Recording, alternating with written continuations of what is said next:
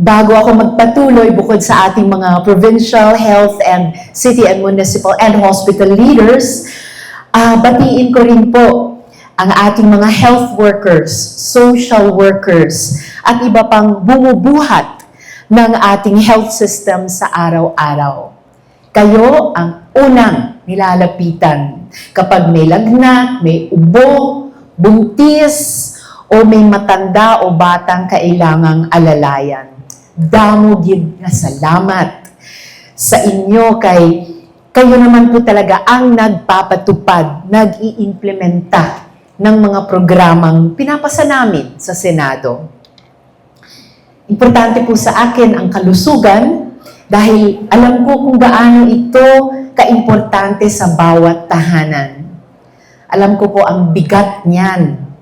Bakit? Solo mom po ako. Alam ko yung gabing may anak akong nasa ospital, tulad ng minsan nangyayari sa bunso ko, si Sinta. Kahit simpleng ubo o sipon lang, hindi ka pa rin mapakali. Laging nasa likod ng isip nating mga nanay, mga mama, kung saan magpapagamot at kung magkano kaya aabutin. Doon ko mas lalong ipinaglaban ang mga lei para sa kalusugan. At sa tulong ninyong lahat, naipanalo na po natin ang Universal Healthcare Act. Woo!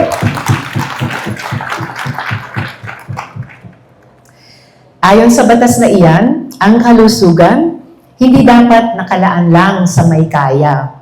Dapat bawat pamilya may karapatang maalagaan ng maayos, may dignidad, at may kapanatagan.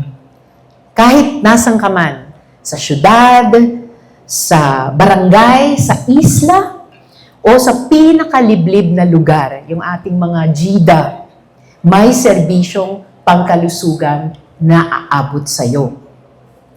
Pero, syempre, kahit naipasa na, patuloy pa rin akong nagpupursige sa Senado bilang chairperson ng Senate Committee on Health and Demography na palakasin pa ang UHC sa ating bansa.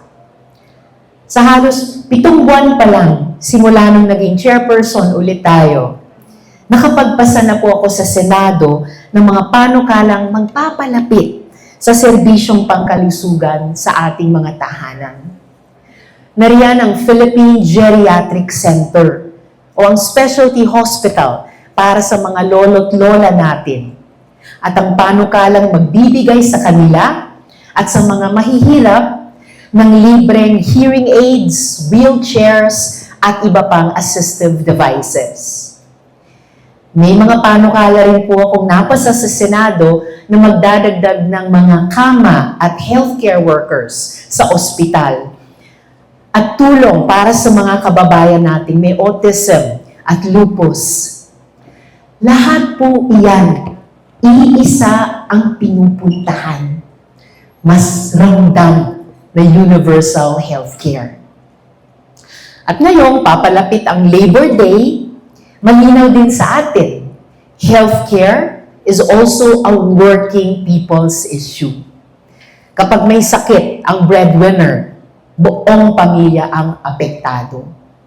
Kaya dapat may dagdag benepisyo at proteksyon sa mga barangay health workers, di ba? Tama. Salamat, Gin.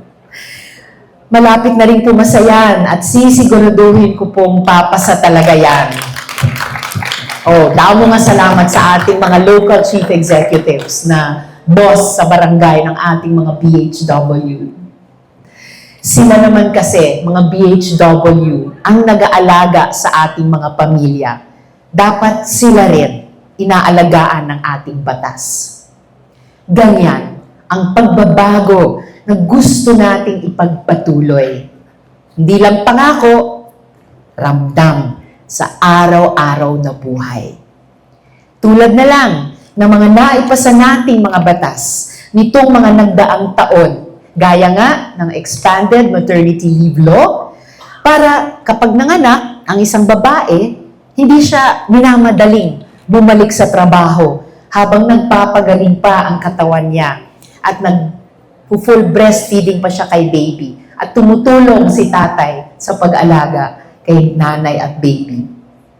Andyan na ang ating Mental Health Act. Pinag-uusapan namin ni Yusek Maestral kanina lamang para kapag may pinagdadaanan ang isip ng isang tao, hindi siya dapat tinatawanan o tinataboy. At siyempre, ang bawal bastos law na naglalayong protektahan ang dignidad at karapatan nating lahat. Bawal ang manyakis sa kalsada man, sa opisina, sa eskwela o online. Tama, no? Bawal ang manyakis. Talaga. Ganyan dapat ang batas. Hindi malayo sa tao. Hindi listahan lamang pero ramdam sa totoong buhay. Sa laban para sa kalusugan, dignidad, at mas mabuting kinabukasan. Mananatili tayo. Hindi pa tapos ang ating laban. Mahaba-haba pa po ang ating pagsasamahan.